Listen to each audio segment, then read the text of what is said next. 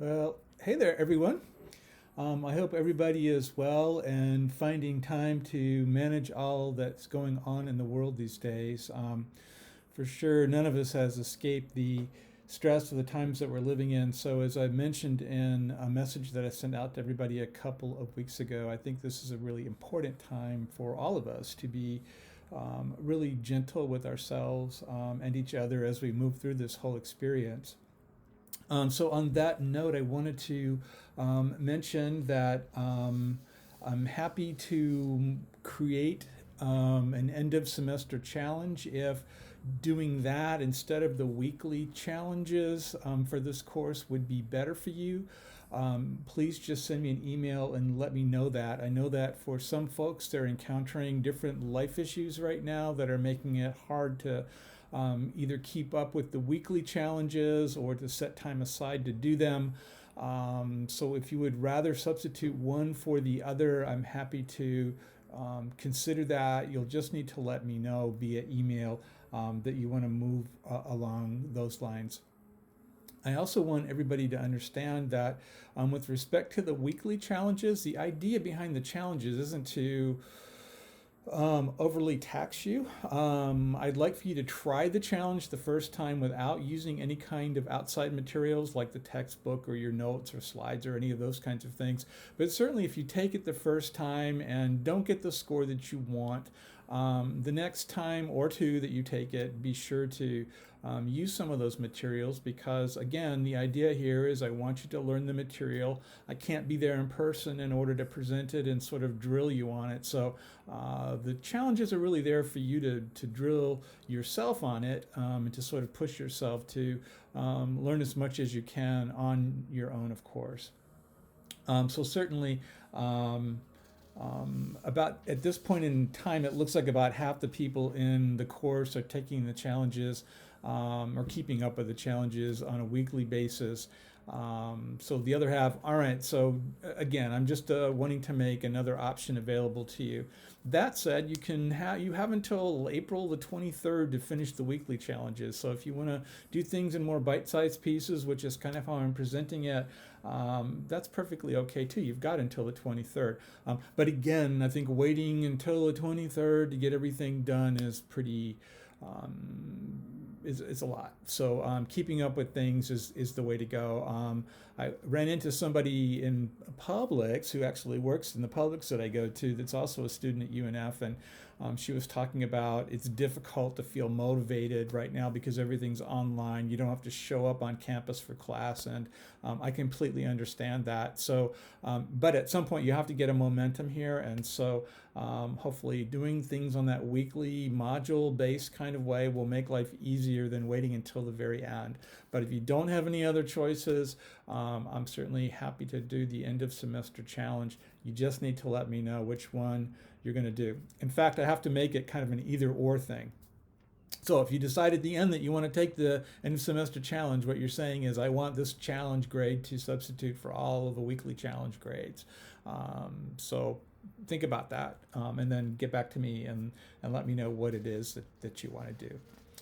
Okay, so moving forward, this module is really focusing on the kinds of things that we do in the middle of group to sort of get people into that place where they really are working. And so remember when we talked about different phases of group development, the middle phase is the working phase in terms of the Tuckman five-stage model. And hopefully you guys remember this because it kind of rhymes. We've got forming, storming, norming, performing, and then adjourning. The forming, storming, and norming are the first part of the group. The middle phase is that performing place, and that's really where we're going to go with our group in the performing stage. So what I'm going to ask you to do right this minute, actually not right this minute, but I'm going to show you a strategy that I sometimes like to use with groups to sort of get them out of their heads and into the issues that are going on with them, is a little exercise that I like to call the scribble drawing.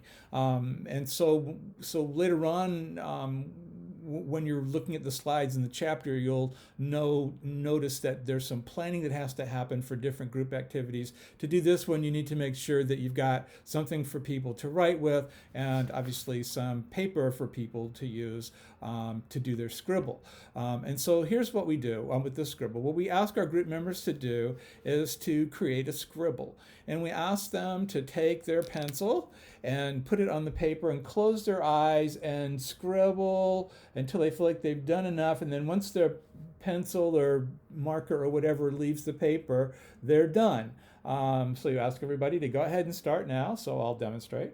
So I'm closing my eyes and I'm scribbling until I'm done scribbling. All right. So now my pencil is off the paper. And what I've produced is a scribble that looks like this. So the next thing that I would ask the group members to do is to look at the scribble and to see if they can determine any particular kinds of shapes or pictures or whatever, and then to use some other drawing materials. You might want to have colored pencils or markers on hand to sort of highlight that part of the scribble that really sort of pops out at them. People can also incorporate the scribble into some other kind of drawing if they want to, but primarily we're asking people to look at the scribble, see if there's something that jumps out at them, and then highlight that by coloring it in or outlining it or whatever they feel comfortable with. Then what we ask people to do is, once they've done that, to take a look at their scribble, look at the part that pops out at them, and then think a little bit about how what it is they see in that scribble describes how they're feeling about what's going on in their life today. So oftentimes it's a way to get people, again, sort of thinking a little bit metaphorically, thinking a little bit more uncharacteristically about what's going on with them, and hopefully sharing a little bit more in the group. So certainly with respect to what we're going to be doing in this part of the group, remember the first phase is the forming, storming, and norming, or where we're going to take a more directive kind of approach. In this particular phase of the group, we are more of a facilitator, a guide on the side, if you will, versus being as directly involved. So we'll do things like set the group up to do an activity, and then ask the group to use the experience of the activity as a platform for discussing things that might go on with them. It's important to remember that even though we're in the performing stage or that middle phase of group members will still at times do things like storming and norming. And we may need to be more directive in those interactions, but for the most part, we're really moving into that place where the group is doing their work, and we're there to support them in that. So the central aim during this phase as a facilitator of a group is to help individuals and the group as a whole begin to meet their objectives that are really connected again with that purpose of the group that I've talked about lots of times in terms of how important it is to be clear about what that purpose is.